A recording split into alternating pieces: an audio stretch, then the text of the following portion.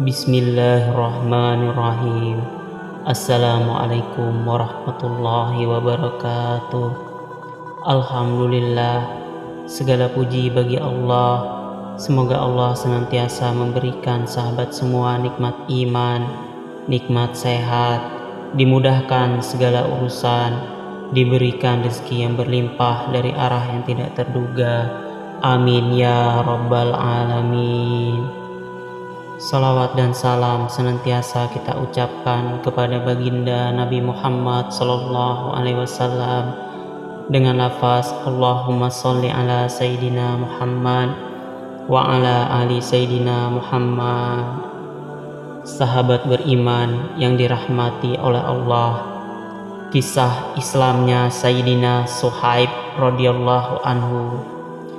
Sayyidina Suhaib radhiyallahu anhu dan Sayyidina Ammar radhiyallahu anhu memeluk Islam dalam waktu yang sama.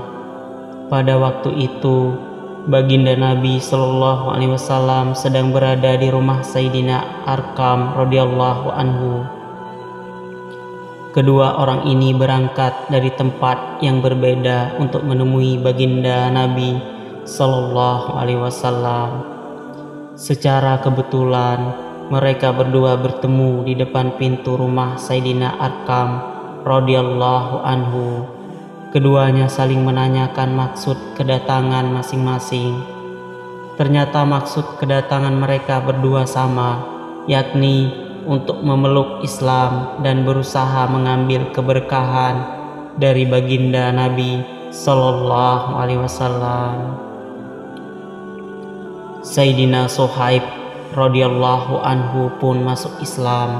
Setelah ia masuk Islam, ia juga mengalami penderitaan seperti kaum muslimin yang jumlahnya masih sangat sedikit dan lemah.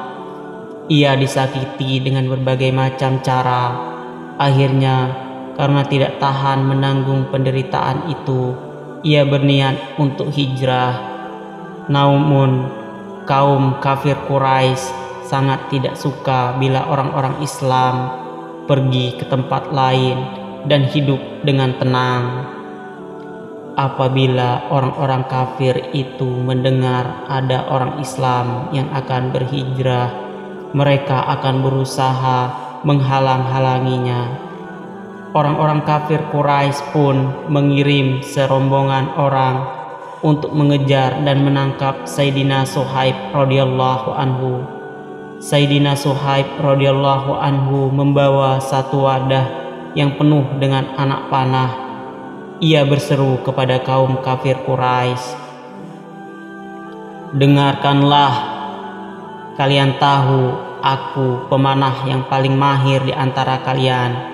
Selama masih tersisa satu anak panah padaku, kalian tidak dapat mendekatiku.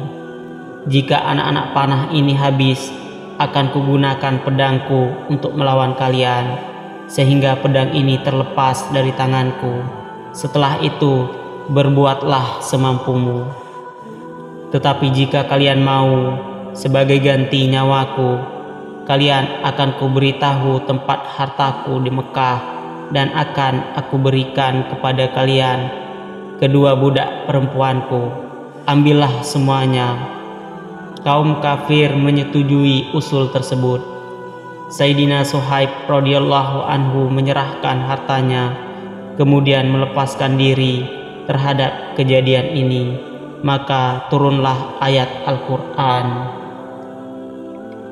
"Dan di antara manusia ada yang menjual dirinya demi mencari ridha Allah, dan Allah sangat penyayang kepada hamba-hambanya." Quran Surah Al-Baqarah ayat 207. Ketika itu, baginda Nabi sallallahu alaihi wasallam sedang berada di Kuba. Saat melihat kedatangan Sayyidina Suhaib radhiyallahu anhu, beliau bersabda, "Sangat beruntung perniagaanmu, wahai Suhaib." Sayyidina Suhaib radhiyallahu anhu bercerita, suatu ketika baginda Rasulullah sallallahu alaihi wasallam sedang memakan kurma, dan aku menyertai beliau makan. Ketika itu salah satu mataku sedang sakit. Lalu baginda Nabi Shallallahu Alaihi Wasallam bersabda, "Hai Suhaib, matamu sakit, tetapi kamu memakan kurma." Aku menjawab, "Ya Rasulullah, aku makan dengan sebelah mataku yang sehat ini." Baginda Rasulullah Shallallahu Alaihi Wasallam tertawa mendengar jawabanku. Sayyidina Suhaib radhiyallahu anhu banyak membelanjakan harta di jalan Allah Subhanahu wa taala, sehingga Sayyidina Umar radhiyallahu anhu pernah berkata kepadanya, "Engkau telah berlebih-lebihan wahai Suhaib."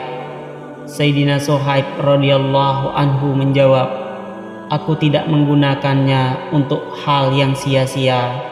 Ketika Sayyidina Umar radhiyallahu anhu hampir wafat, ia berwasiat agar Sayyidina Suhaib radhiyallahu anhu mengimami sholat jenazahnya. Demikianlah kisah Islamnya Sayyidina Suhaib radhiyallahu anhu. Semoga kita dapat mengambil pembelajaran dari kisah ini.